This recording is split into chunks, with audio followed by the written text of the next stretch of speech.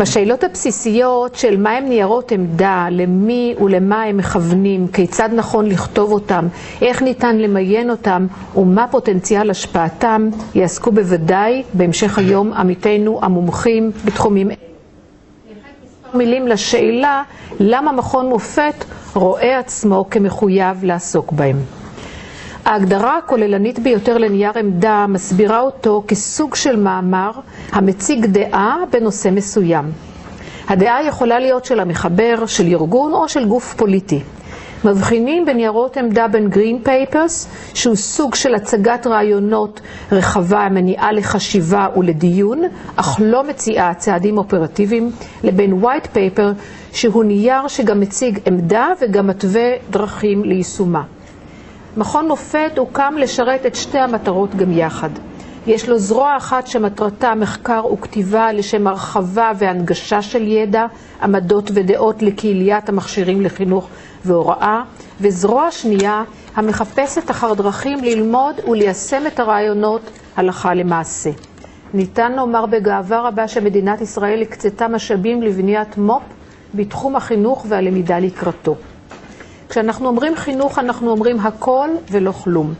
הים הוא כל כך עצום ורב, שקשה להבחין בין החשוב לדחוף, ולמצוא את נקודת או נקודות המשען הבסיסיות להתחיל בהן. נדמה לי שלניירות עמדה יש פוטנציאל טוב לעשות זאת בפלחים מתוך השלם.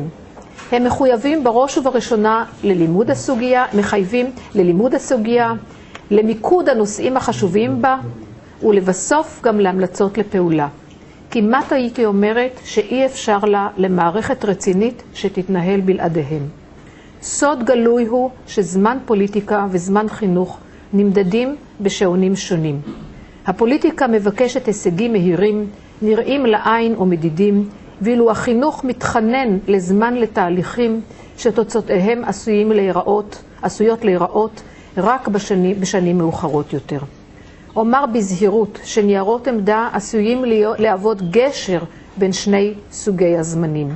הם סוג של מחקר מדיניות הנעשה לצורך קידום הפרקטיקה, ובדרך כלל משך כתיבתם מוגבל, ובדין שכך בזמן. אני מרשה לעצמי לומר לדוקטור צבי צמרת מעל במה זו את מה שאמרתי לו בארבע עינינו, שאני מקווה שישיב עטרה ליושנה בתחום זה, שהרי תפקידה המרכזי של המזכירות הפדגוגית הוא כשמה, לעסוק בפדגוגיה במובנה העמוק והרחב ביותר של המילה. היא אמורה לשמש מצפן למערכת כדי שזו לא תשתבשב עם כל רוח המשנה את כיוונה. אנחנו פה להיות לך לשותפים פעילים. אני שבה ומודה ליוזמים, למציגים, למשתתפים ולמוציאים לפועל כאן במכון מופת, וכמובן לכולכם שבאתם.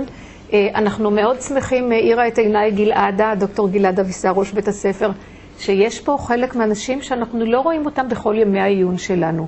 אז זה תמיד משמח אותנו שהמעגלים מתרחבים, גם אם המעגל של היום הוא מעט מצומצם, ובשיחה מוקדמת שהייתה במשרדים פרופסור אדם גמורן, אמרנו שאולי זה שהמערכת לא עוסקת מספיק בניירות עמדה, אנשים, בגלל זה אולי פחות אנשים מגיעים אלינו, אנחנו מקווים שבכל זאת תהיה איזושהי תנועה של מה שאנחנו קוראים מעגלים במים, ושבכל זאת אנשים יראו בזה חשיבות, ואני תמיד מאחלת שיהיה יום מעניין ותורד מנוחה. אז שיהיה לנו יום מעניין. תודה רבה. תודה רבה למיכל. אני מתכבדת להזמין את פרופסור אברהם רמי יוגב, הוא ראש רשות המחקר במכון מופת, בעבר ראש בית הספר לחינוך באוניברסיטת תל אביב, אדם ששנים רבות עסק במדיניות החינוך והשפיע עליה רבות, גם בהקשר שלנו, של הכשרת מורים, וגם בהקשר הרחב יותר. פרופסור רמי יוגב ידבר על ההיסטוריה של ניירות עמדה, צעד קדימה וצעד לאחור. אז תרשו לי לברך בשם רשות המחקר, ולהודות לעינת על עזרתה, ולאדם שהסכים לבוא. אדם הוא ידידי מזה שנים רבות, והוא נמצא באוניברסיטה שגם האלמה מאטר שלי, אני בזמנו את הדוקטורט שלי עשיתי בוויסקונסין. אמנם הוא עוד לא היה שם, רק אחר כך הוא הגיע. אבל אז יש לנו משהו מהמשותף של אוניברסיטה מפוארת, שבאמת עושה הרבה דברים, ואדם עומד שם בראש מכון המחקר בחינוך, כך שידו בכל, ואני מקווה שליד כל בו זה לא נכון.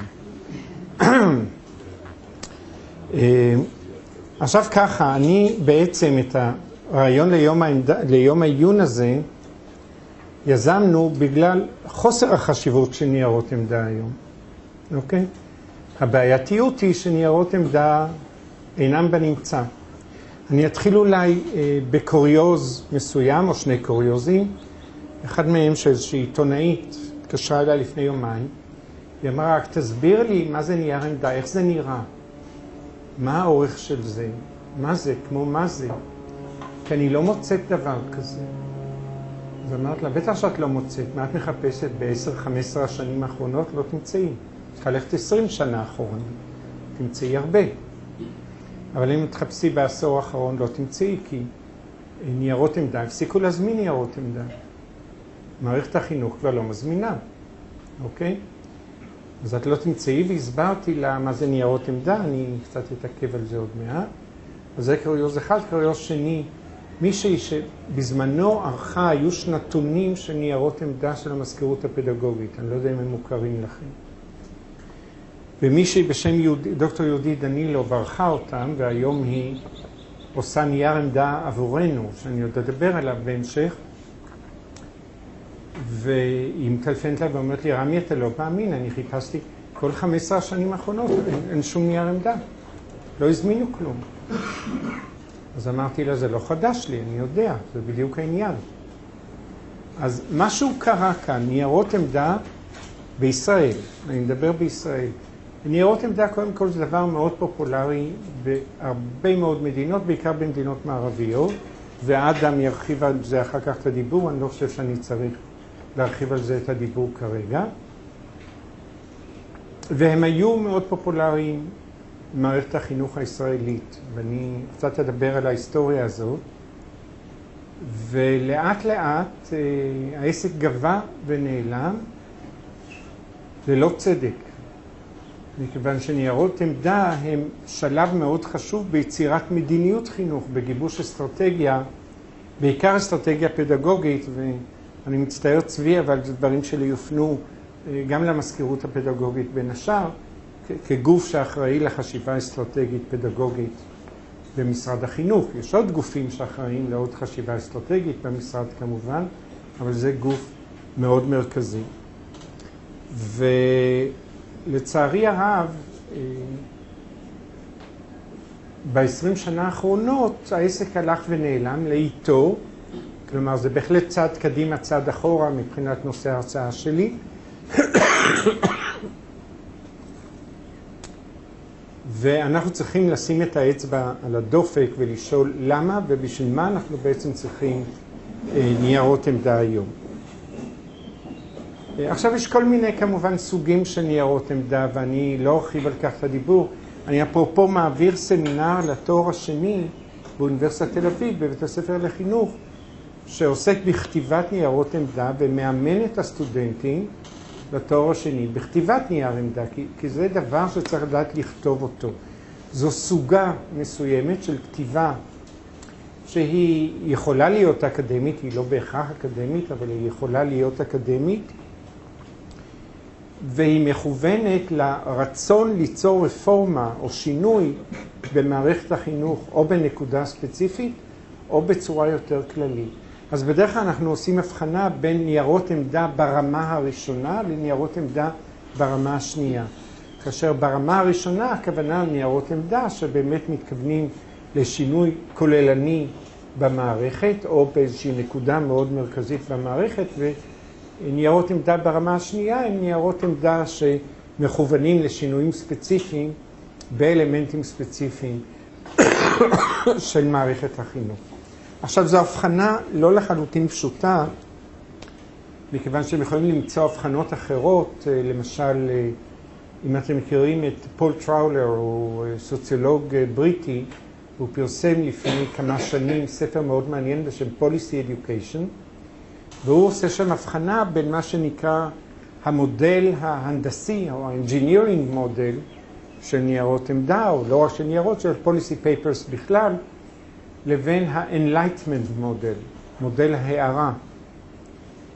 וההבחנה היא שבכך שהמודל ה-engineering, המודל ההנדסי, הוא מודל שמכוון באמת ליצור איזה שינויים ספציפיים ונותן איזה תוכנית ספציפי איך אנחנו משנים משהו בתוך מערכת החינוך. ה-enlightenment model הופך את כל התמונה על פיה, כלומר הוא לא מכיר בתיאור העובדות כפי שהן, הופך אותן על פיהן, בנוסח שמקובל היום בסוגות מחקר מסוימות במדעי ההתנהגות, ומנסה ליצור מציאות חדשה ולהגיד, תראו, המציאות שאנחנו חשבנו שהיא המציאות היא לא בדיוק המציאות, המציאות היא שונה. אז כמובן, אם אתם מסתכלים מצד אחד על ההיקף של הנייר, למה הוא מתייחס מבחינת המערכת, מצד שני על סוג הכתיבה, מהבחינה של האם מדובר כאן על מודל הערה, על משהו שרוצה להאיר נקודות חשובות בצורה אחרת, או בסך הכל מדובר על engineering, אז מדובר פה על קריטריונים שונים שהם לא תמיד חופפים. וזה מה שאני מנסה להסביר גם לתלמידים בסמינר שלי, שאני אומר להם שבעצם אפשר לקחת את כל ניירות העמדה ולהעמיד אותם על רצף בין רמה שנייה לרמה ראשונה. זה רצף, זה לא איזו דיכוטומיה. ולפעמים קשה מאוד לסווג ניירות עמדה מסוימים. אבל בסך הכל ברור, תודה, אני מסתכל על הבקבוק, אבל זה נראה לי נורא, מה, אני אתחיל למצוץ? תודה, תודה רבה. עכשיו אני רוצה קצת לדבר על ההיסטוריה. ניירות עמדה במדיניות חינוך בישראל הפכו למאוד אקטואליים ומאוד פופולריים בראשית שנות ה-80 בזכות המזכירות הפדגוגית של אותה תקופה. דודי קפור היה יושב ראש המזכירות הפדגוגית, והוא יזם ניירות עמדה. הוא הגיע אלינו לבית ספר לחינוך, ליחידה לסוציולוגיה של החינוך והקהילה, שהייתה אז, בראשית דרכה. הוא ביקש שאנחנו נציע ניירות עמדה שיבואו לידי דיון במזכירות הפדגוגית. עכשיו, המזכירות הפדגוגית הייתה גוף שלם. היה גוף שנקרא מזכירות פדגוגית, שהיה מורכב מאנשי אקדמיה בחינוך, אנשי השדה, אנשים מן המשרד, בתפקידים חשובים במשרד שהיה להם השלכה על מה שקורה בתכנון אסטרטגי של מערכת החינוך, והם היו יושבים ודנים בניירות עמדה שהם ביקשו, שהם הזמינו. והיו השלכות לדיונים, כלומר זה הלך הלאה, זה התרוצץ. עכשיו אני זוכר שנייר העמדה הראשון שאני כתבתי באותה תקופה היה על קידום אוכלוסיות חלשות, והוא יצא בעצם חוצץ, זה היה מסוג ה-enlightenment מודל, יצא חוצץ נגד מדיניות האינטגרציה, שאני חשבתי שהיא לא מקדמת הרבה בזמנו, וניסה למקד את הבעיה בתלמידים חלשים ואיך אנחנו מקדמים תלמידים חלשים, כולל דוגמאות של כל מיני תוכניות שרצו אז בארצות הברית, כולל של ידיד טוב שלי הנק לוין, שהיה אז למידה מואצת, איך אנחנו מאיצים את הלמידה של תלמידים ומה אנחנו עושים עם תלמידים חלשים. ואמרתי, מספיק עם הזיהוי החברתי, וצריך לעבור לזיהוי של הבעיות האמיתיות שקיימות בשטח. וזו הייתה חשיבה לא מקובלת אז בישראל לחלוטין. אני חושב שאני הבאתי אותה איתי מארצות הברית, והיה לי מאבק קשה גם במזכירות הפדגוגית, שישבו שם אנשים איך קוראים לזה, אגף שחר, שלא בדיוק אהבו את מה שאני אמרתי, וגם אנשים שהיו בראש תנועת האינטגרציה, והם לא אהבו את מה שאני אמרתי, אבל אלה היו דברים שהקשיבו להם. עכשיו, נייר העמדה הזה התרוצץ אחר כך בכל מערכת החינוך, כי המזכירות הפדגוגית הפיצה אותו בכל בתי הספר. ואני חושב שלאורך תקופה, כלומר, אם אתם מנסים לבדוק השלכות של נייר עמדה, אתם לא יכולים לבדוק את זה מהיום למחר.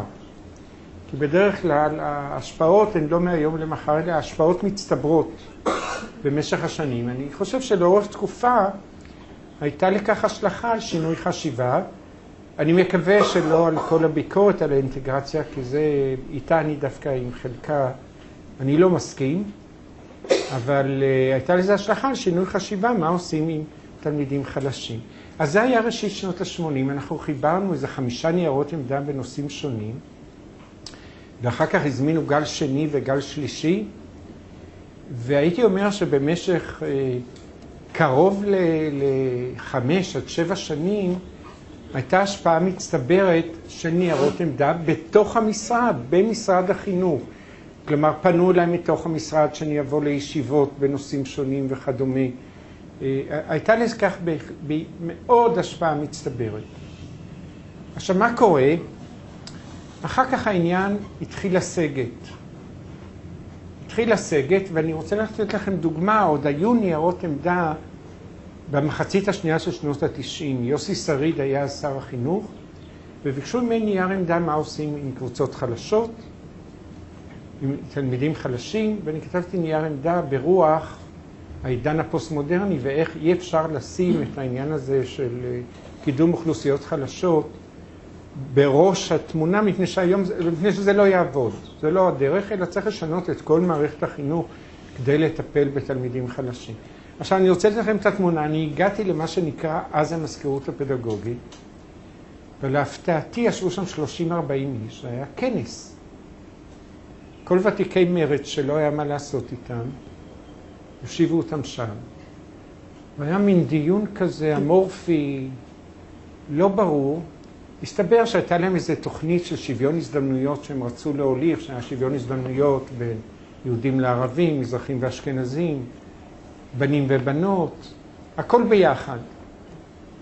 והתוכנית הזו כמובן לעולם לא יצא לפועל, לא יצא מזה שום דבר, אבל זה מה שרצו להוליך, וכל העסק הפך לאמורפי ובלתי יעיל.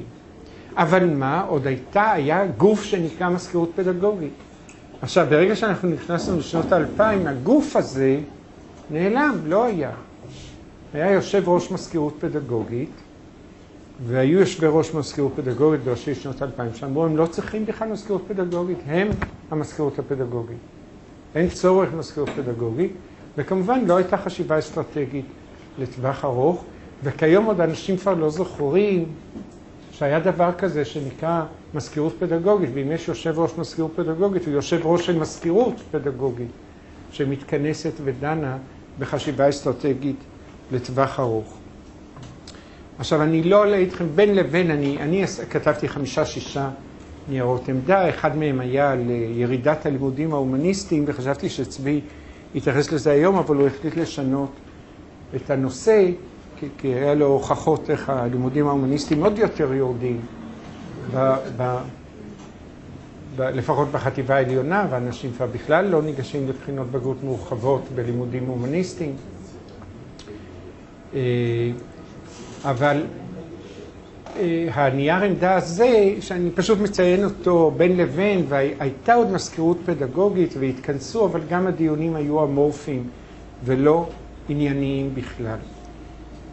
ואני מזכיר את זה כי אני במשך שנים עשיתי מלחמה על כך שיפסיקו ללמד בצורה דיסציפלינרית, בעיקר בתיכון, ויתחילו ללמד בצורה בינתחומית.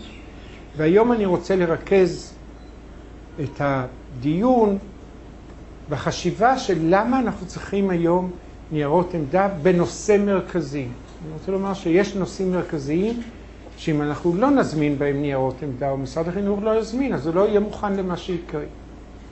ואני מדבר על מהפכת התקשוב שקורית היום, והיא בינלאומית, היא עולמית, כלל עולמית. עכשיו, יש מדינות, כדוגמת פינלנד, שיצרו ממש ועדה שיושבת וחושבת על Education 2020. לאן זה הולך? מפני שאנחנו מדברים כנראה במהפכה כללית של צורת הלמידה. כלומר, בעוד עשור לא ילמדו כפי שלומדים היום. אנחנו צריכים להבין את זה. בכלל לא ילמדו ככה. אז היום אנחנו עוסקים, אני קורא לזה בברזלים, זה לא נכון, עוסקים בטכנולוגיה של העניין וביצירת תוכנות לימוד. אני אתן לכם דוגמה, תוכנת לימוד אחת. אני שמעתי עליה לפני שבועיים, היה לנו כנס, כאן במופת, יום עיון. היא עסקה בכבשת הרש, התחילה מהסיפור התנ"כי, ובסוף היא מגיעה לחיפוש בג"צים בנושאים שכמובן קרובים לנושא כבשת הרש, כלומר אתם עוברים שם תחומים בכלל, מתחום אחד לתחום שני, קופצים מתחום לתחום, בתוכנה שמלווה אתכם באמצעות המחשב, ובכלל אין דיסציפלינות, אין בכלל דבר כזה. וזה טבען של התוכנות שמפתחים אותן היום, כתוכנות שיש בהן עניין רב לתלמידים היום. וזה אומר שתהיה מהפכה כללית של צורת הלמידה, אוקיי? עכשיו אני אומר, אם יש מהפכה כללית של צורת הלמידה, הכל בסדר? אני אחכה שנייה. אפשר להצטרף לשולחן המרכזי. שוקי? שוקה? אתה יכול לשבת פה. לא רוצה? בסדר. טוב.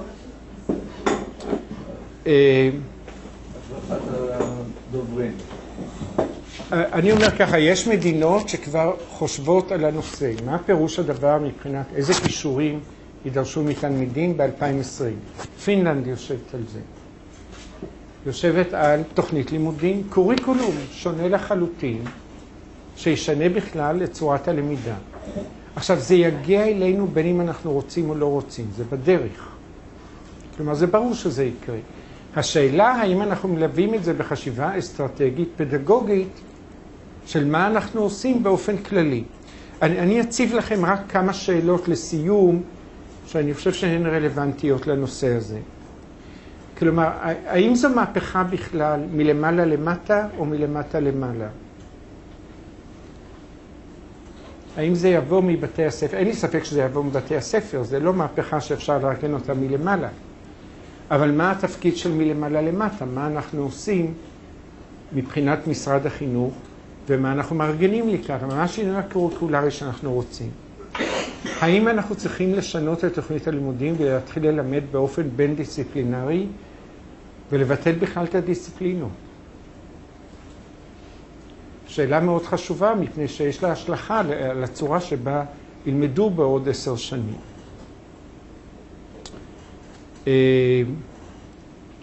איך ללכת ולשנות את מערכת החינוך מהבחינה הזו?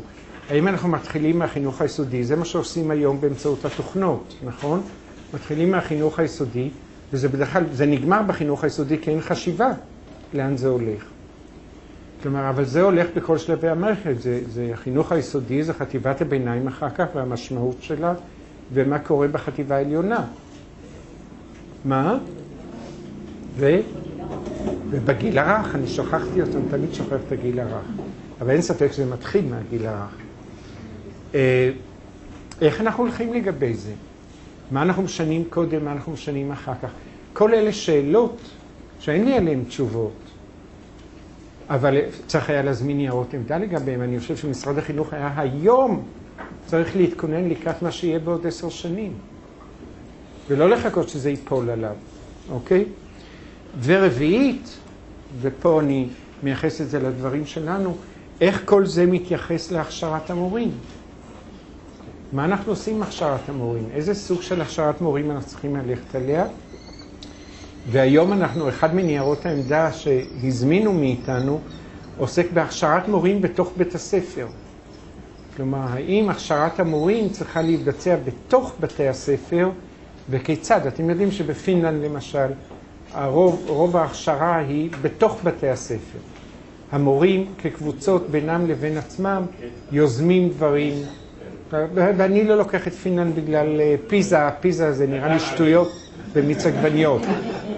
דרך אגב, הם עכשיו חושבים איך יוצאים מהפיזה, כי הם חושבים בכלל שצריך צורת הערכה אחרת, שצריך להתחיל לתכנן אותה, אוקיי? אז זה לא פיזה ולא טימס ולא שום דבר, אלא בכלל צורות הערכה אחרות. אני העליתי את 4 השאלות האלה, לא מפני שיש לי עליהן תשובות, אין לי עליהן תשובות. ואני לא חושב שלמישהו אחד יש תשובה, בוודאי לא תשובה אחת דטרמיניסטית לגבי כל אחת מהשאלות האלה.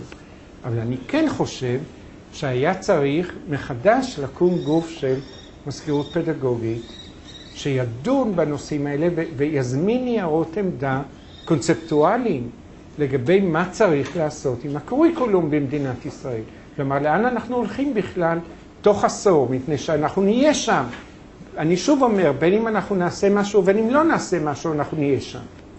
השאלה באיזה צורה נהיה שם, אוקיי? אז יש מדינות שמתעשתות ומפתחות חשיבה אסטרטגית בנושא, ויש מדינות כדוגמת ישראל שלא עושות שום דבר, וזה חבל מאוד, וכאן בדיוק המקום של ניירות עמדה. תודה רבה.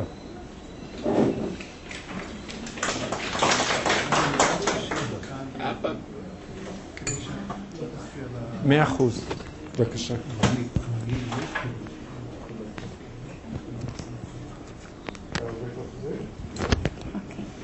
אני מתנצל, לא התכוונתי להיות כל הבוקר, אני אחזור ב-12, יש לי 2 פגישות. אוקיי. אחרי ההרצאה של דוקטור צמרת תהיה לנו פאנל פתוח שבו אנחנו גם נשמח להתייחס לשאלות שלכם וגם נערוך איזשהו סבב היכרות.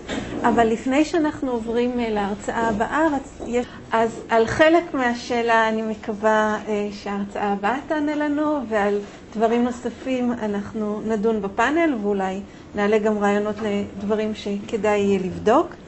המרצה המרכזי שלנו היום הוא פרופסור אדם גמרן מאוניברסיטת וויסקונסין. פרופסור גמרן הוא פרופסור לסוציולוגיה ומדיניות החינוך וחבר במועצה הלאומית למדעי החינוך בארצות הברית.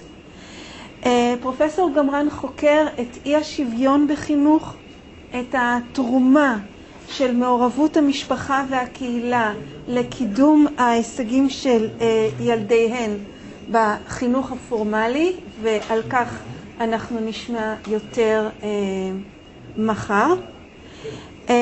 עסק בהתפתחות מקצועית של מורים ובהשפעה של הדרישה לאחריותיות ולשימוש במבחני הישגים מתוקננים על הישגי החינוך בפועל. הוא היה מרצה אורח באוניברסיטת תל אביב ב-1998, ובעבר הרחוק אפילו לימד אנגלית בשער הנגב, זה העבר המאוד רחוק.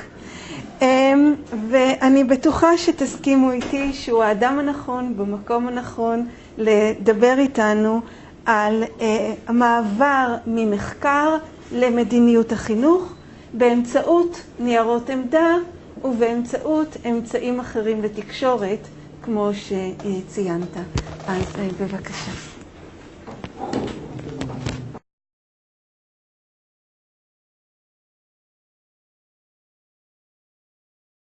Thanks very much, Einat. Thank you all for coming today. Thanks very much to the Mofet Institute for the invitation. אני מאוד שמח להיות איתכם ולשוחח על העניין שרמי הזמין אותי. אני אמרתי שאני לא כל כך מומחה בעניין של white papers or position papers, but I do have some experience with trying to take research and education to influence policy and to influence practice, and as I understood from our conversations, that's really what's fundamentally at issue here, and so I will be able to address this question. With respect to the last question about I won't give you a historical perspective on position papers in the United States, but I will talk about contemporary efforts to bring research findings to influence policy and to influence practice, and so I hope I'll be giving at least a partial answer to the last question. And now I need to know what button to push to advance the slides. Which one? Enter. Enter what? Enter. There's no keyboard. Nothing here. Okay. So bringing research findings to policy and practice is a perennial challenge. There's never been a time when that's easy, and when that's been easy, as we've heard in Rami's talk and in the discussion that followed. But there are some issues that are especially challenging for us today. It's true that education research is often relevant for policy and practice. One of my mentors at the University of Chicago, James Coleman, used to say that he liked conducting research on, he's a sociologist, and one of his many areas was education. And he said he liked conducting research on education because it was inherently policy relevant. You could do research on social stratification, and it would take you a long time to figure out how this might actually benefit or influence anyone. But anything that's done on education ultimately is relevant for policy or for practice. Unfortunately, researchers are not known for being good communicators. And this particularly is the case when it comes to translating research findings for a broader audience. Moreover, it's been my experience at least, policymakers are not good listeners. My experience with answering questions about my research is that typically the questioner does not want to know the results of my research. Instead, the questioner wants to know, what have I found that's consistent with the decision that he or she has already made? So that's a second challenge. And a third challenge is that educators are often not trained to read scientific studies. So we can't simply distribute research papers to a practitioner audience and expect it to make something of a difference. Now today, for the first time, I was exposed to the information laboratory here at the Mofet Institute. So I'm aware that you have a wonderful facility for solving this third challenge. And I will speak about that and some of the special challenges involved later on, because I think it's the solution to this third challenge that's adopted here is very relevant. And there are some interesting issues that we can talk about that contrast with approaches taken in the United States to the same challenge. So what's to be done in response to these challenges? Well, there are also some opportunities.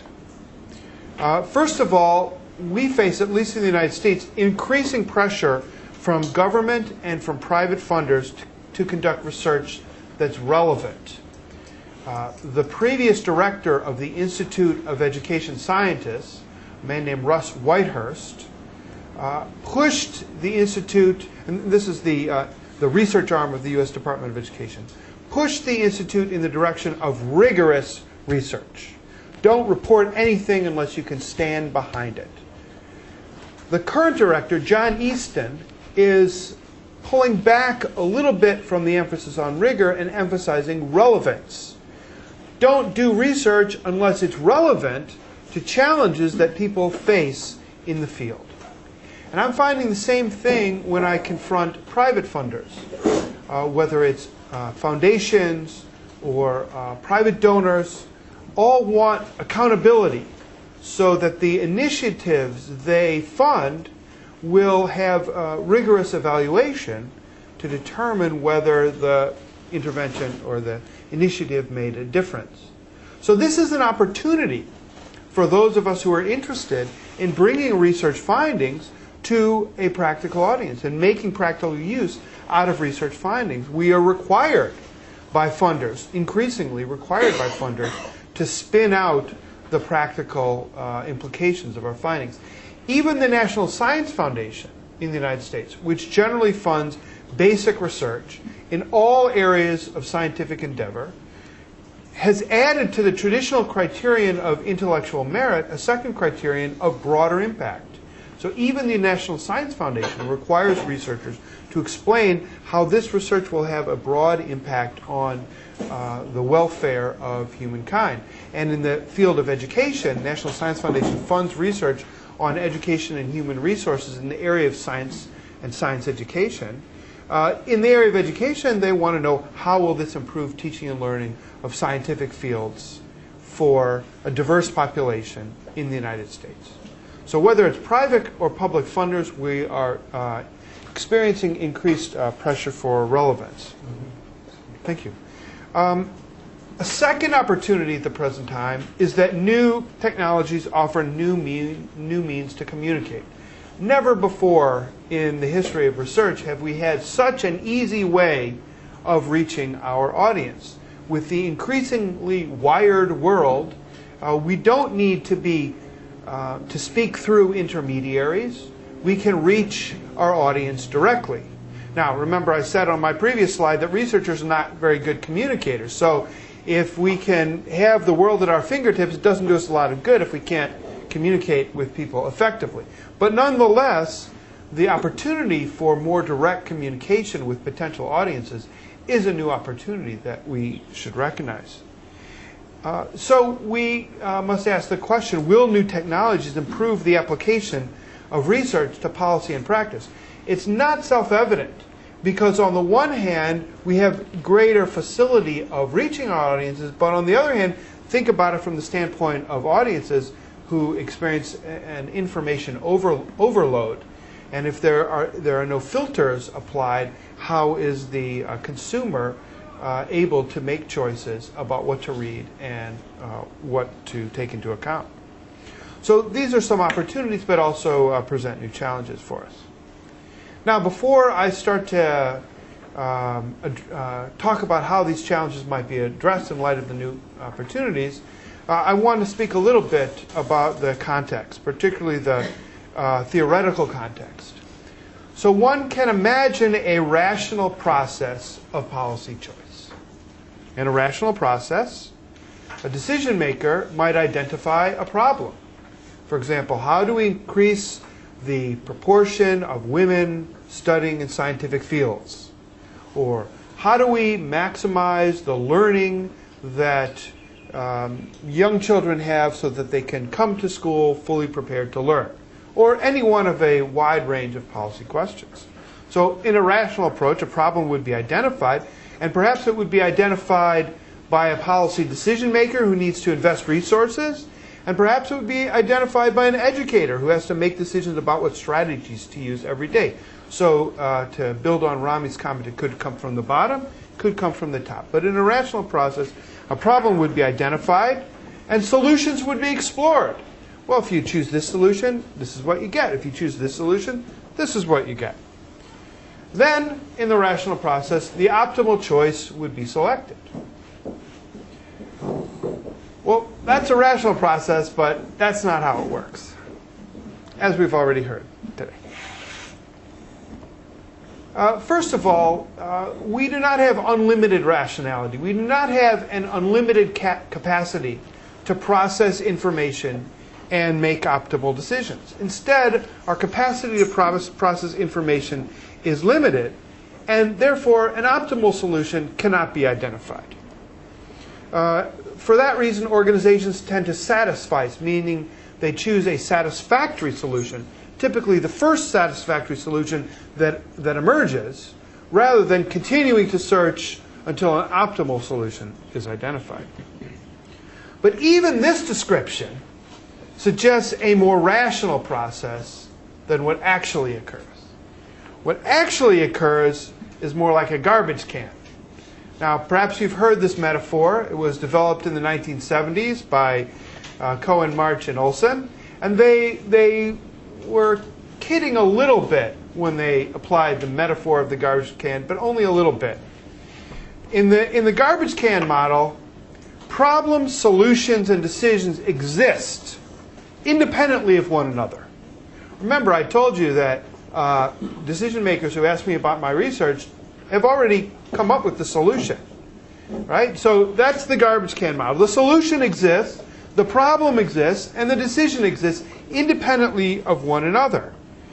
And you can imagine them being dumped into a garbage can and shaken up. And then we spill out the contents of the garbage can. And if a problem, a decision, and a solution happen to fall out together, action occurs. Otherwise, nothing happens.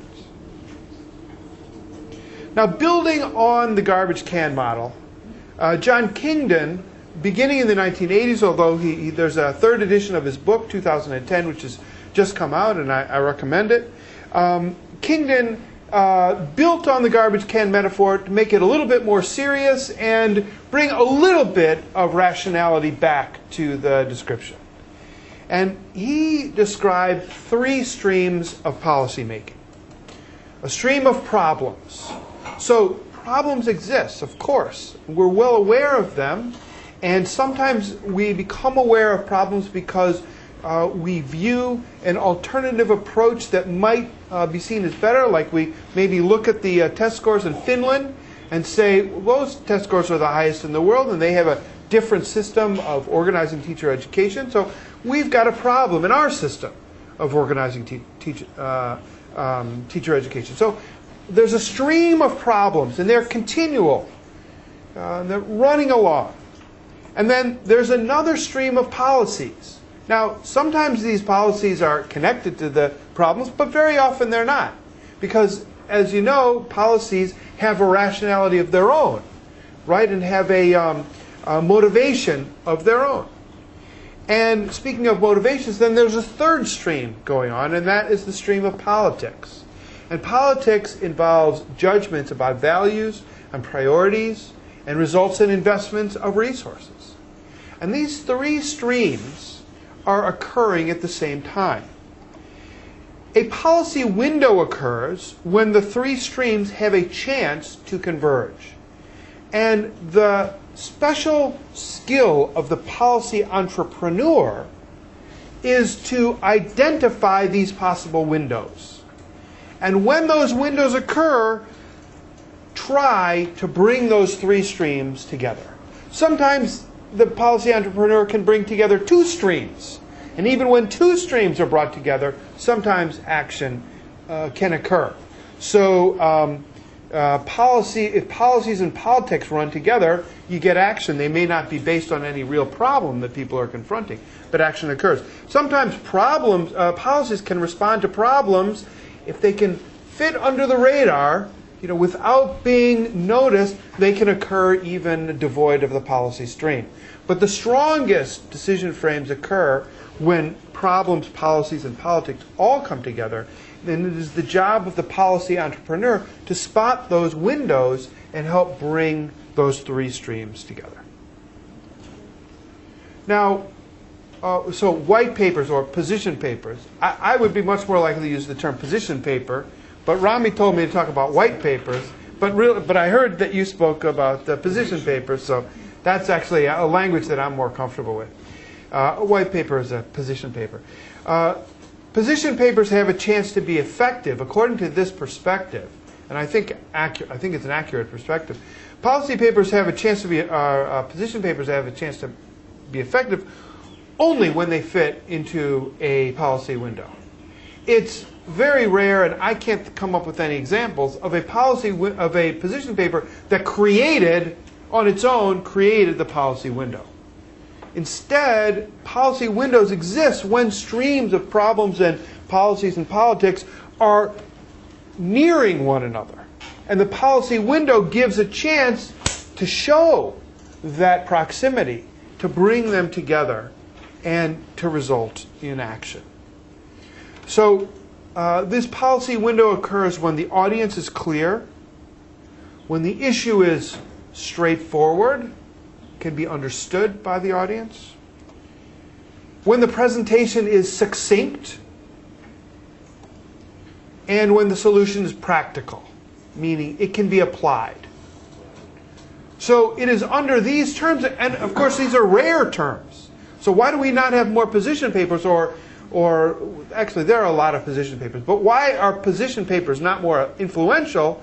Because rarely do they embody these characteristics. And they can be written extremely well and offer practical solutions if the audience is ambiguous, if it's not clear who might be interested in this, or the resources aren't available to address it, or the issue is not straightforward, then even the best written position paper may not have an impact. So I'll talk about a few examples that vary on these dimensions. One unit in the United States that routinely turns out position papers, I wouldn't call them white papers necessarily, but that takes a stance on an issue, and whose job it is to take a stance on an issue, is the National Research Council. Now, the National Research Council is the research arm of the National Academy of Sciences. The National Academy of Sciences is a collection of the leading scientists in the United States. It has a federal charter. It has strict rules governing its operation that take every possible measure to forestall a conflict of interest. People who engage in activity for the National Academy of Sciences receive no pay. But even with all these 2,000 scientific experts, they aren't experts on every field. And they don't have time to sit in Washington and write position papers all the time. So they created the National Research Council to be an extension of the National Academy of Sciences, to draw in additional scientific expertise from around the country to address particular problems that fit within the area of expertise that the National Research Council is addressing. So Congress is one of the main sources, the U.S. Congress is one of the main sources for requesting reports by the National Research Council. An example of such a report that I'm working on right now is a report on schools that are highly effective in promoting the learning of science, math, education, and technology, or STEM. I guess I mixed up the word. But anyway, science, technology, education, and, oh, that's not education. Sorry, it should be engineering and mathematics, STEM. Anyway, so Congress asked the National Science Foundation to provide a list of the most effective schools in the U.S. in promoting science, technology, engineering, and mathematics.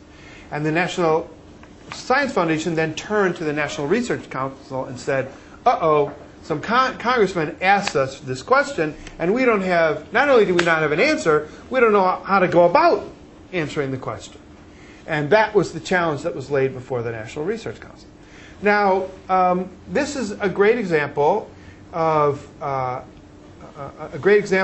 to understand how researchers can respond to practical questions, because there's no simple answer to this question. Give us a list of the most effective schools at promoting STEM learning in the United States. How are we going to do that? What the congressman had in mind was that we should go around and identify the schools that have high test scores in mathematics and science. But, yeah, question? Do you include lay people working with the researchers? Yes. If you just recall the special report called A Nation at Risk. Yes. After the Sputnik. Yes. Actually, there were researchers. Yes. But most of the committee was actually Yeah. by, the work was done by Yeah. I'll describe this committee in a... politicians, Yeah. lay people that add their own wisdom to the researchers. Yeah, I'll describe the committee in a second, and I think you'll be interested. But I wish it said engineering. Everybody scratch that out and say engineering. Sorry. Anyway, so the congressman wanted us to just give him a list of the effective schools. And he thought we would just look at the schools with the high test scores and say, well, these are the effective schools. Whatever they're doing, everybody should do. Well, the schools with the high test scores, how do they get high test scores? They're selective schools. They only admit the students with the highest test scores. So naturally, they produce students with high test scores. From the standpoint of researchers, that is not a valid approach to identifying the most effective schools in science, technology, engineering, and mathematics. And that is not something we would want to produce as a recommendation. We would not want to say to the education community in the United States, everybody should do what these schools are doing. What that would result in is perhaps a competition for the highest achieving students, but it wouldn't help transform math and science education in the United States. So the National Research Council appointed a committee to address this, a committee which I chair. It does include practitioners as well as researchers. In fact, it includes two people who are leaders in this field of science education from the school standpoint. And we've broadened the question to focus on effective practices in math, science, engineering, technology education, rather than effective schools. And we've commissioned background papers, and we're holding a workshop. At the workshop, we're going to be discussing 4 different kinds of schools: selective schools, which is what the congressional sponsors had in mind, but also inclusive schools, schools that include a wide population and yet also have a mathematics and science focus. A third category of schools we're looking at is career and technology education schools, what used to be called vocational education. Schools that have technical subjects as their main focus, and of course they also are engaging in science, math, and technology education.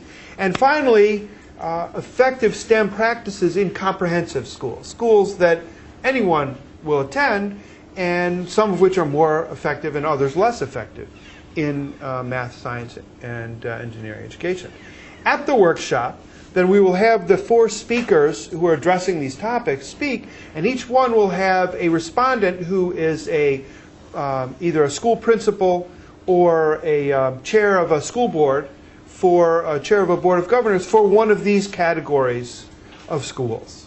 So we'll try to have a rich dialogue about this topic. Following the workshop, then, we're going to issue a letter report. We're going to issue 2 documents. One is called a letter report. A letter report is a succinct summary of information that is used to try to convey a particular stance or position to the audience, typically the U.S. Congress. And so it's very appropriate for this since the request came from Congress. And the letter report will give an introduction that explains why this is a difficult question to answer, not an easy question to answer. And then it will explain the way we conceptualized or thought about this problem. And then it will give a succinct summary of information on the topics being discussed at the workshop.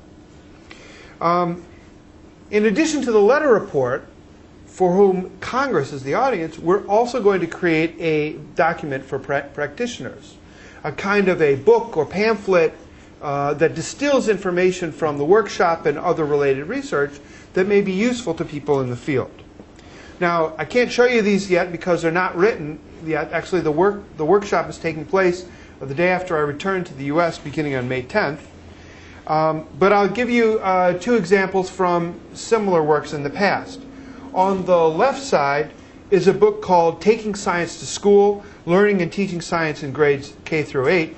And this was a research report from the Board on Science Education, which is the National Research Council board that I sit on and from which I was asked to chair this workshop committee. Taking Science to School summarized the latest research on elementary science education at the elementary grades, and gave a new conceptualization of how to think about science education and inquiry methods in how to address the cycle of inquiry in science teaching. A key insight from Taking Science to School is the idea of learning progressions.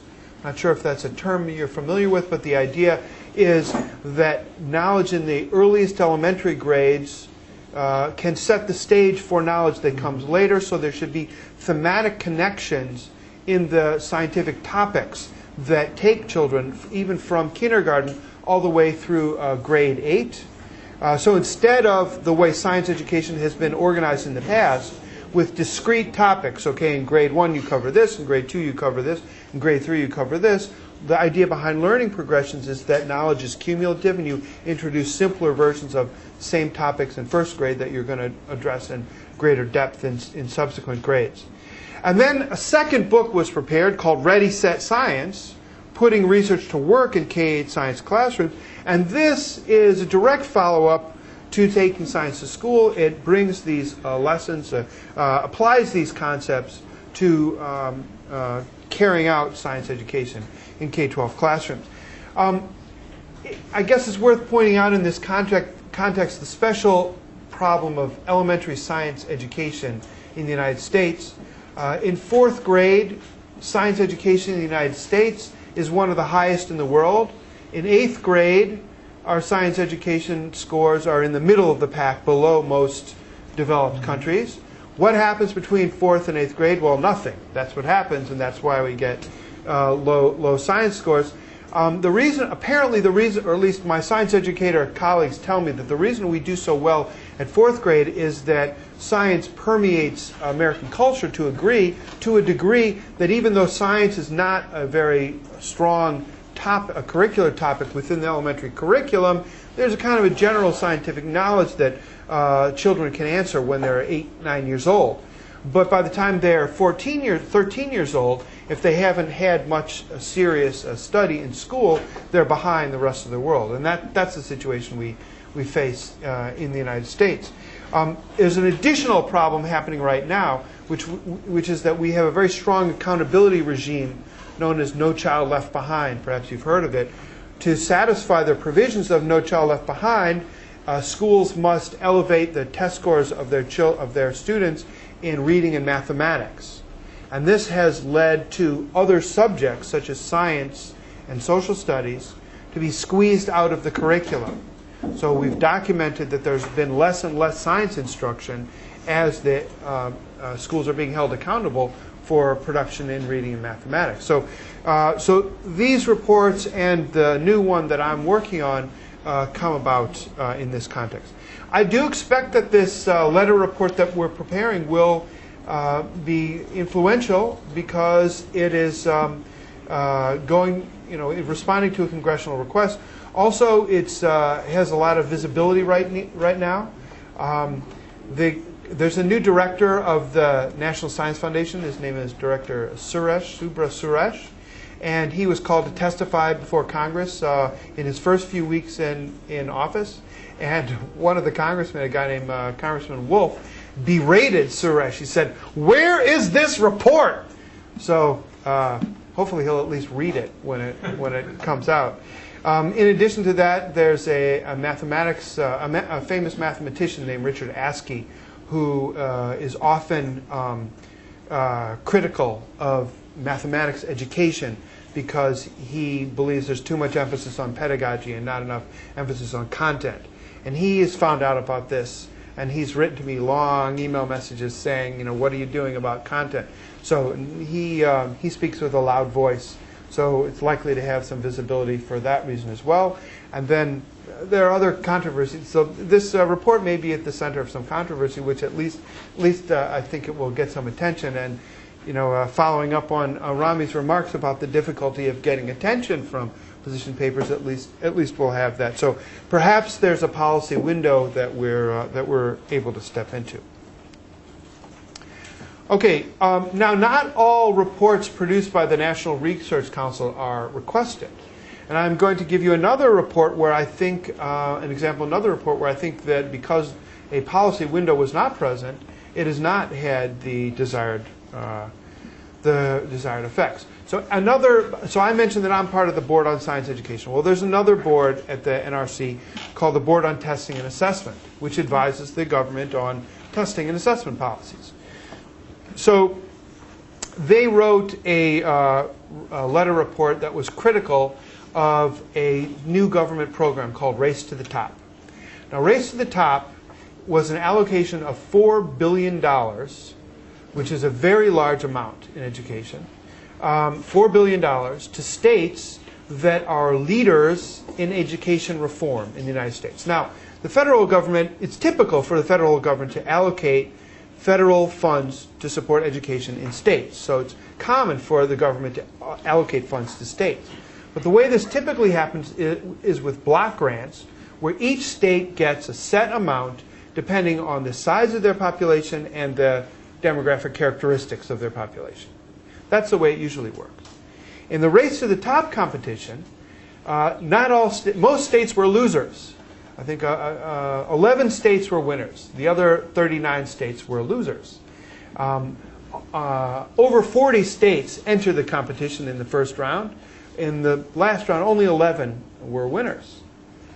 And the requirements of the race to the top competition were based on what the current administration, so the policy stream, believes are effective mechanisms for educational improvement, which, to put it mildly, are not that strongly supported by research. The most controversial feature of the race to the top competition was that states were required to create data systems that linked students to teachers. Remember, because of No Child Left Behind, children from grades 3 through 8 are being tested in reading and mathematics every year. So link those test scores to their teachers, and then use those test scores to evaluate the quality of the teachers. And that's very controversial, and the research that's been coming out subsequently is, at least in a simple form, has not been supportive of that approach to improving the quality of teaching, although it may be possible to modify it in ways that would be more supportive. But the Board on Testing and Assessment was very critical of that approach, critical of some other aspects as well, but especially that. And so they, I said that. So the Board on Testing and Assessment prepared a letter report advising the U.S. Congress that this competition was not very well conceived because it was based on assumptions about reform that were not supported by the research. But this letter report, to the best of my knowledge, has not had an impact. Certainly, those controversial provisions were not eliminated from the race to the top competition, and they feature very strongly in U.S. government policy right now. And they're part of the discourse of education policy, a prominent part of the discourse of education policy in the United States. I think this is a case where there was a policy stream, and I think the metaphor works very well here. There was a stream of policy flowing along, and it didn't really matter what people were going to say about it or what research evidence would be elevated. That stream was flowing along. No policy window existed, so despite the best efforts of the National Research Council, no changes occurred. Now here's a different example, one that did a great job of fitting the policy window. This is a position paper by a colleague of mine named Sarah Goldrick-Rab, who is an expert on access to post-secondary education. And she and another colleague of mine, Doug Harris, and a couple of their colleagues wrote a position paper called Transforming America's Community Colleges, a federal policy proposal to expand opportunity and promote economic prosperity. Now, community colleges are more or less equivalent to what Michlalot used to be in Israel before they were granted the ability to award bachelor's degrees, to award university degrees. So community colleges fill a training function. They provide technical training. They provide lower-level academic training. Many of them have programs to transfer credits from the community college to the degree-granting college, but you can't, generally speaking, you can't get a bachelor's degree from a community college. And this paper called for a new policy on community colleges. It's been a long-standing concern in the United States that we invest tremendously in our four-year colleges. There are both federal and state programs that subsidize the education in four-year colleges. But relatively speaking, much less investment occurs in community colleges. So the Goldrick-Rab position paper argued for 4 new steps. First, establishing goals. Now, you might think that's the most obvious step in the world.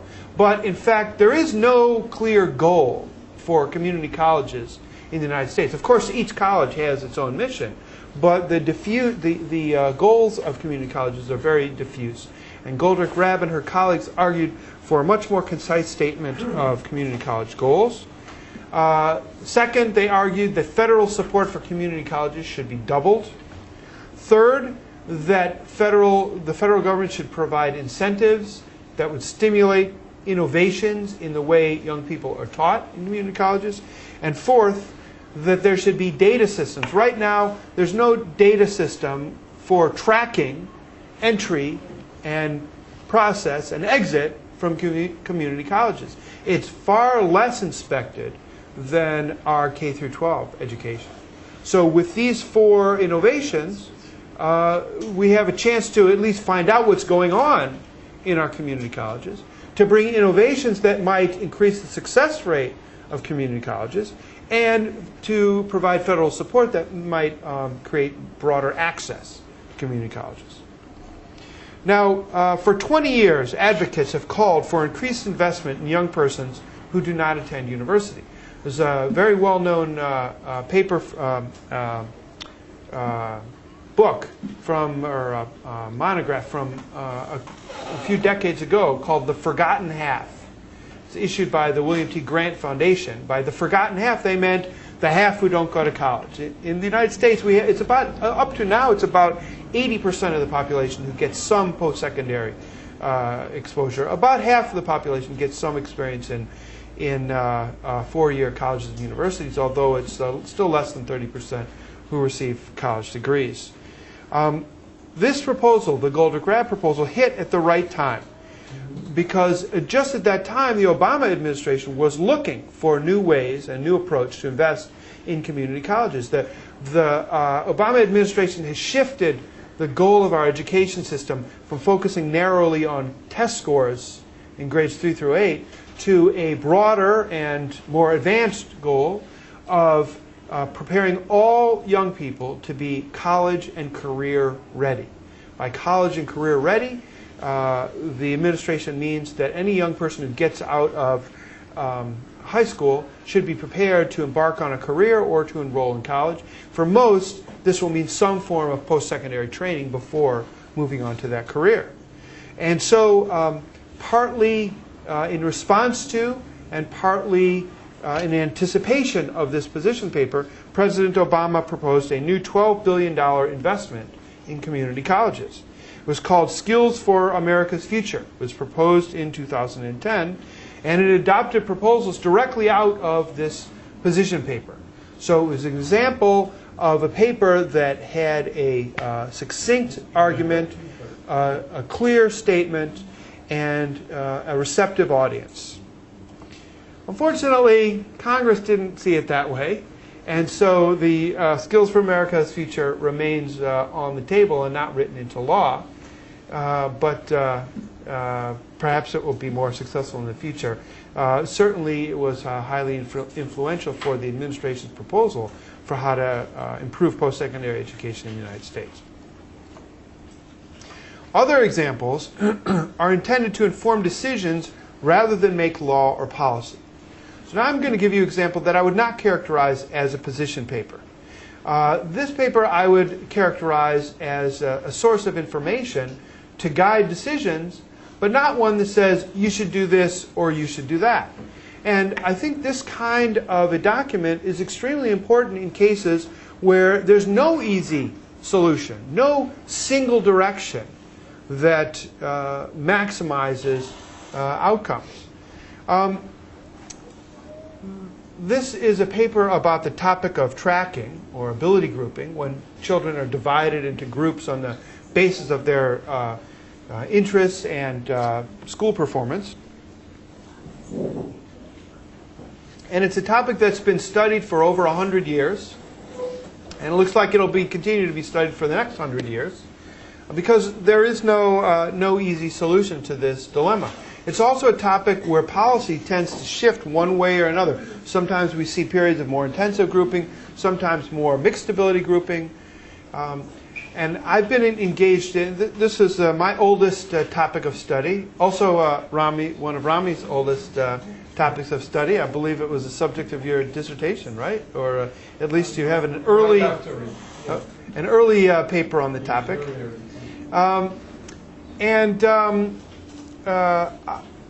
I've had many experiences to speak with both policy and practitioner audiences on this topic, and then I've learned that my job is to explain the consequences of different decisions rather than try to direct an educator to make one decision or another.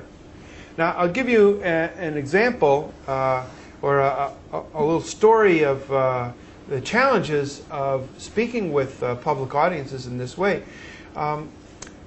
In the early 1990s, I had a Fulbright scholarship to Edinburgh, Scotland. They have something there called the Centre for Educational Sociology, which is a great place to do research. And in fact, part of my research concerned this topic. And I've visited there periodically subsequently. And each time I go, I give a choice of topics that I could speak about. One of them is always this topic. It's my oldest interest. So when I was visiting in 2006, a few weeks before my visit, the Minister for Education had stopped by a Catholic school which had made extensive use of ability grouping. They call it setting. Streaming and setting are what we in the US call tracking and ability grouping. A lot of setting, and she said, well, this is a good system. More schools should do that. And from that short comment, a firestorm erupted with a lot of debate and dialogue on that topic. So my little talk, instead of just being a little academic lecture, turned into a big public event, and I was interviewed on the radio and in the newspaper, and I would have been on television except the Queen's mother died that week, and so the television crews went down to England, so I missed my TV appearance. But I was being interviewed by a radio host, and at the end of the conversation she said, so, streaming and setting, thumbs up or thumbs down? And I said, or I began to say, well, it depends. And I started to explain. But all I had the chance to get out was, well, it depends. And she said, typical academic answer. Hung up the phone. That was the end of my interview. Unfortunately, it really does depend.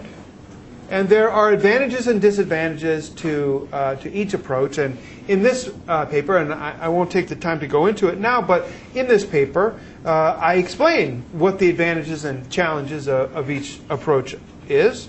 And no single approach is best for all schools. And so I try to help educators make informed decisions rather than trying to push one decision or another.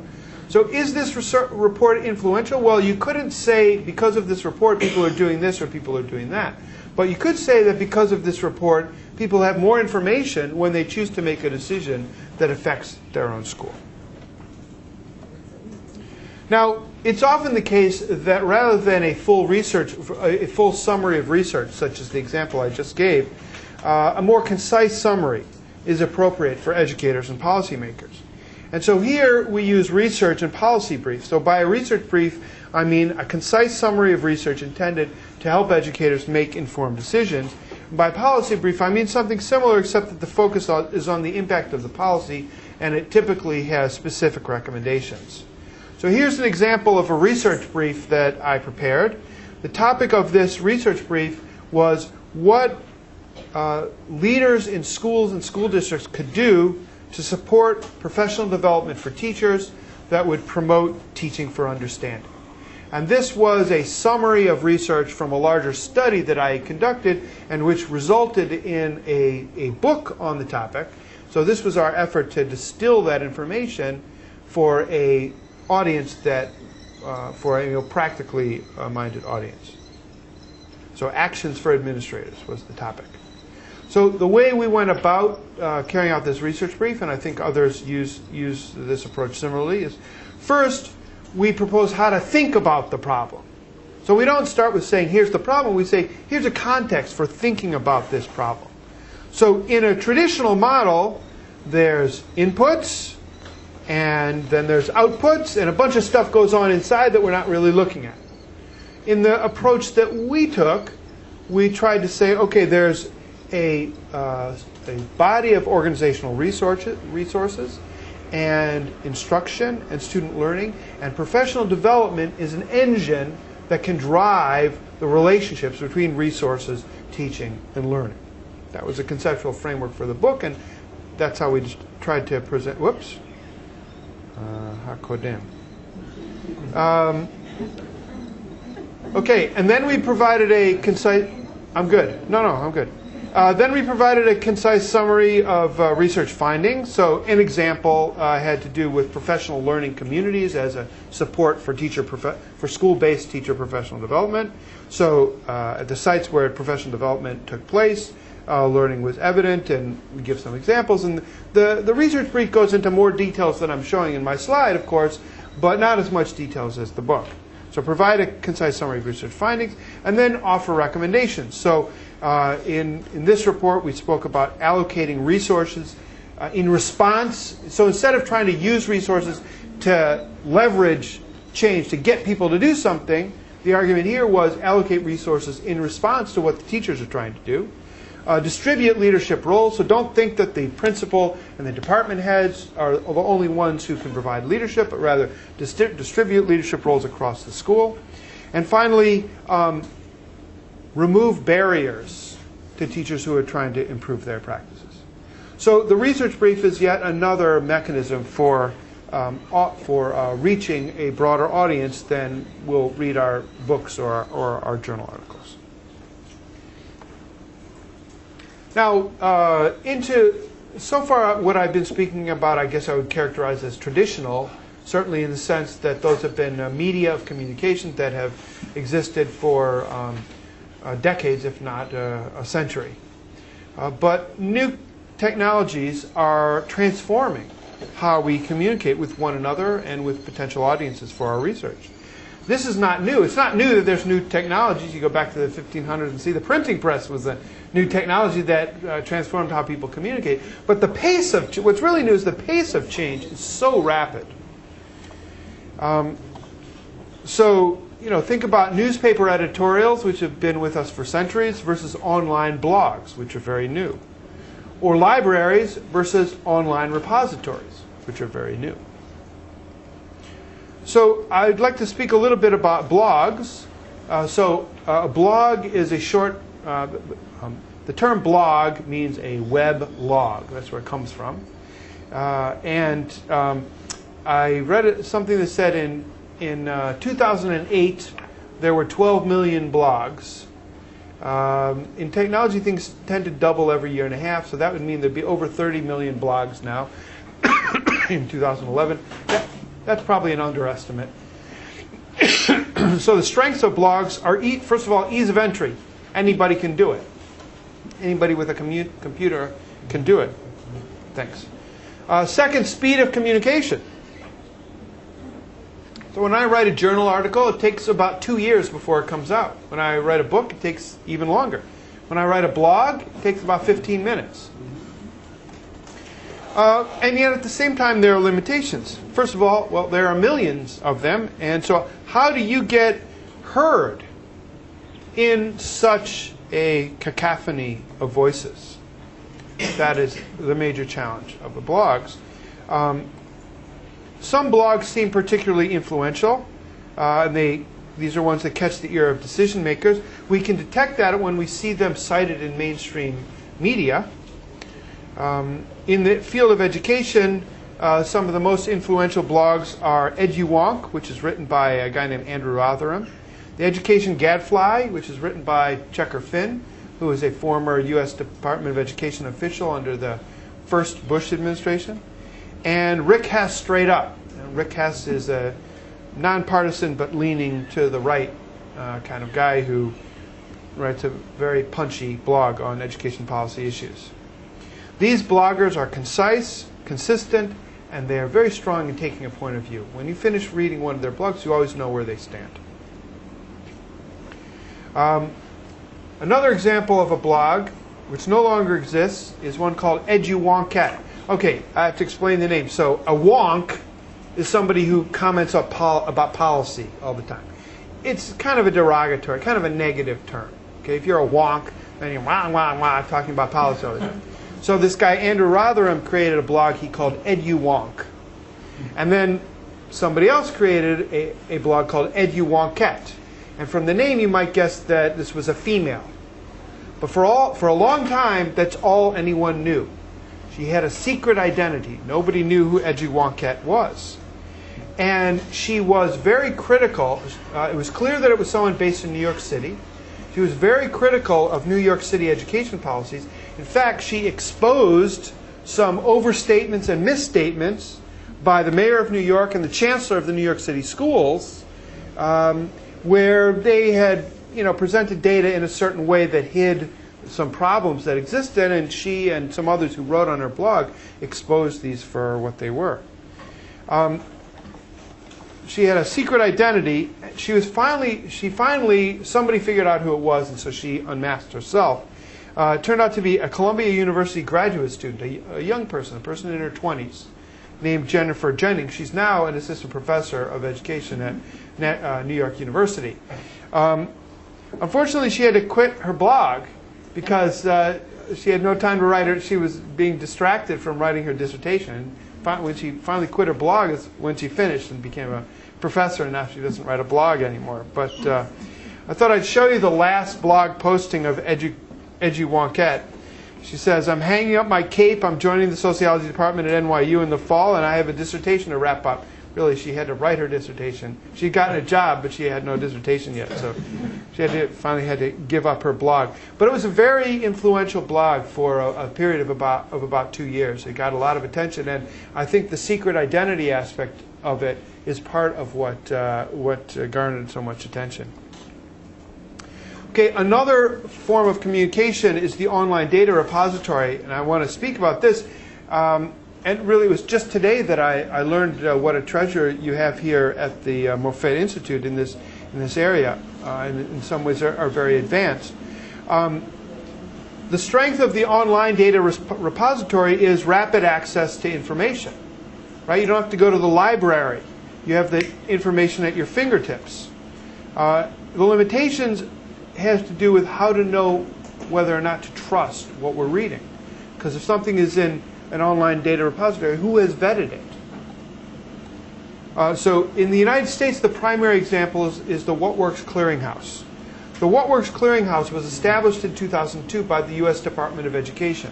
The purpose of the What Works Clearinghouse is to provide an online repository of information about effective programs in education. Interventions, strategies, curricula, teaching techniques that if you adopt them, you're likely to get good results. And we know you're likely to get good results because very rigorous research has vetted these studies. Well, for a long time, the What Works Clearinghouse was known informally as the Nothing Works Clearinghouse because it had such a rigorous standard for identifying effective programs and practices that almost nothing was certified as effective. Now there have been evaluations of nearly 100 interventions, and it's no longer the Nothing Works Clearinghouse. It's more like a few things work clearinghouse. To be judged effective in the What Works Clearinghouse, research has to go through rigorous evaluations, which usually means it has had a randomized controlled trial. You know, the big problem in measuring the effects of educational interventions is selectivity. I've already mentioned that in the case that I'm confronting with identifying the effective schools. So if you just identify effective schools by saying, well, here the test scores are high, that has nothing to do with effectiveness. It has to do with which students are selected to be in the school. So similarly, if you're looking at the effect of a professional development program, typically what happens is you say, who wants the professional development? A few teachers come and get it. And then you say, wow, these teachers are getting good results. But it was the good results that led them to get the professional development, not the professional development that produced the good results. So this is the persisting problem in research on education. The strongest approach to eliminating the problem of selectivity is a randomized trial, where persons are randomly allocated to participate or not participate in the intervention. Only with that approach can we be sure that selectivity has been admitted. Now, there are other less rigorous approaches, but still which do a pretty good job of disentangling influence from selection. And one of the reasons that the What Works Clearinghouse has gone from being the Nothing Works to the Some Things Work is they backed off a little bit on saying we only care about programs that have been vetted through experiments. So now they allow quasi-experiments, studies that have kind of experimental designs but maybe not random assignment. So there's more openness, but still it's a very, very rigorous standard for being certified by the What Works Clearinghouse. So they have intervention reviews of hundreds of interventions, and then practice guides that distill those intervention reviews to advise educators on how to proceed. So, as I say, the Clearinghouse is known for its rigorous standards. Just to give you an example, in the area of elementary mathematics, they reviewed 74 curricula so far. Most of the 74 curricula that have reviewed, the conclusion is there is no evidence here to tell us one way or another whether this curricula is effective, meaning gets better results than any other curricula. And the reason that the What Works Clearinghouse would reach this conclusion is not because there's no research on the topic. It's because there's no research that is strong enough to allow a judgment of cause and effect. Now, of the 74 curricula that are reviewed, 5 do have evidence, and the result of that evidence is either the evidence is mixed or the program is ineffective. Only 2 of the 2 curricula of the 74 that were studied show either positive or potentially positive effects. These are called Everyday Mathematics and Odyssey Mathematics, 2 mathematics curricula in the United States. So you can see that we researchers have a long way to go to satisfy the rigorous standards of the What Works Clearinghouse. Now, I was speaking earlier today with the leader of the scientific information processing that we have here at the Moffett Institute, and they have a much broader intake of information, and one could argue that the approach taken here is much more useful. You know, what good does it do to review 74 curricula if you're going to only find 2 of them that are useful because you're so strict in what you count as useful information? And here, there's a team of experts, people who are experts on distilling information, who read through hundreds and hundreds of journal articles and identify the ones that address topics that are likely to be of interest to the audience, and then provide a succinct summary to help guide decisions. And so I think there's a trade-off between the 2 approaches. On the one hand, the reviews being conducted here are not making judgments about the ability of the researchers to draw accurate inferences about cause and effect. On the other hand, there's a lot more information, and so many more needs can be addressed through the approach that's taken here. So I think there's something of a trade-off. So the consequences of the effort, of the investment in the What Works Clearinghouse, the What Works Clearinghouse gets millions of hits every year. What we don't, so we know that. So there's a lot of people looking at the What Works Clearinghouse. What we don't know is whether more school districts are selecting products that are cited in the What Works Clearinghouse. What we'd like to see, or at least what the government would like to see, what the What Works Clearinghouse people would like to see, I should mention I have a subcontract from the What Works Clearinghouse. I supervise 3 graduate students who review studies and then provide that information to the clearinghouse that gets incorporated into their reviews. What we'd like to see is that school districts would actually choose curricula based on those that have been judged to be effective by the standards, the rigorous standards of the clearinghouse. We don't know whether that's taking place. What we do know, so too soon to tell, but what we do know is that producers are trying to design products and evaluations with the What Works Clearinghouse in mind. So now, as opposed to in the past, when someone creates a new curriculum, they're trying to think about, okay, how are we going to get somebody to evaluate it in a way that will be acceptable to the clearinghouses? And one of the big changes is you have to get an independent evaluator. You can't do the evaluation yourself. If you do it yourself, then it's suspect, right? You have an interest in seeing the evaluation turn out only one way. You're probably not going to publish it if it turns out the wrong way. But if you get an independent evaluator, then the results will be published no matter how it turns out. So that is at least one effect that the clearinghouse has had. Practice guides provide practical advice to educators in light of the information available, and so they're broader than the intervention reports, even when the evidence is not conclusive. So, for example, a big topic in the United States right now is turning around persistently low-performing schools. So we got some schools, year after year after year, student test scores are low no matter what's tried, and we want to know what revolutionary strategies, what radical new approaches can we bring to these schools to turn around their achievement trajectories. Well, the evidence is not very conclusive on this topic. So the What Works Clearinghouse produced a practice guide that will say, well, based on what we know, here are some approaches that you might try. And by the way, if you try these approaches, why don't you do some evaluation so we can get answers to questions about what might work. So benefits of practical wisdom are included in the practice guides as well as examples of success.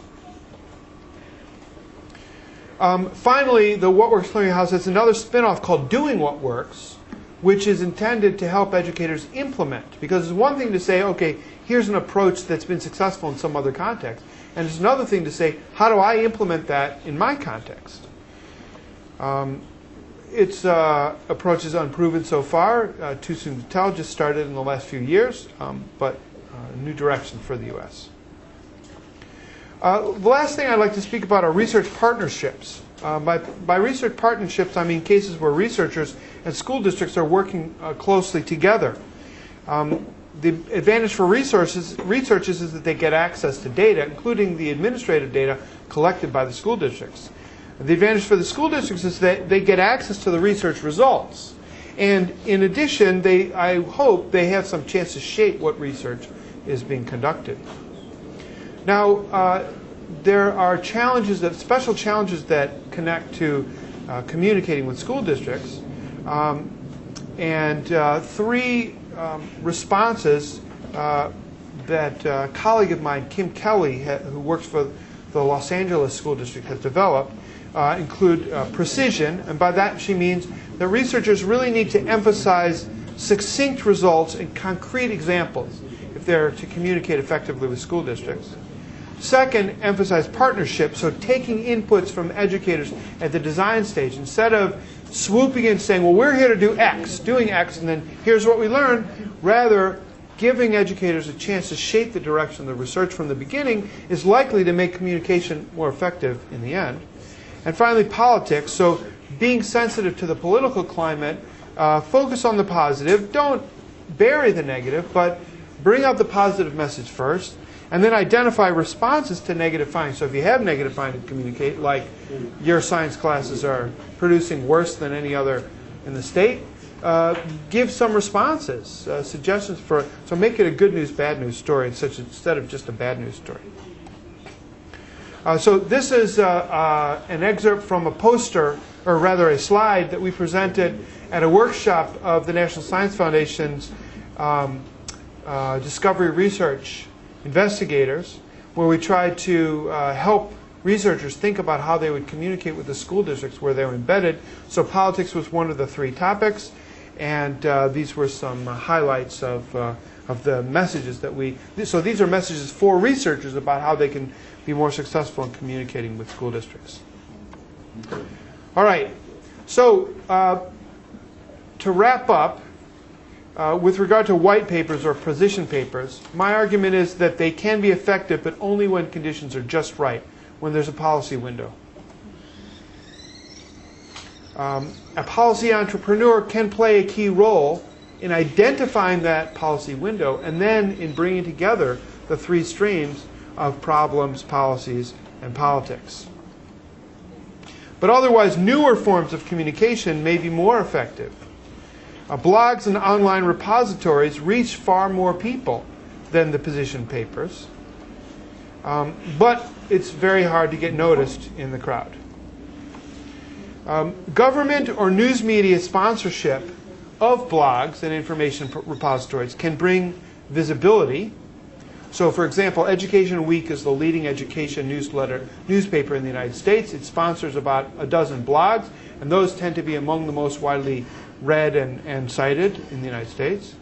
But there's still no guarantee that decision makers will listen even when blogs are visible. Partnerships between researchers and educators may hold more promise, but these partnerships tend to pay off for the partners. And it's not clear that the lessons learned from those partnerships will translate into any greater impact than the more traditional forms of communication. Thank you.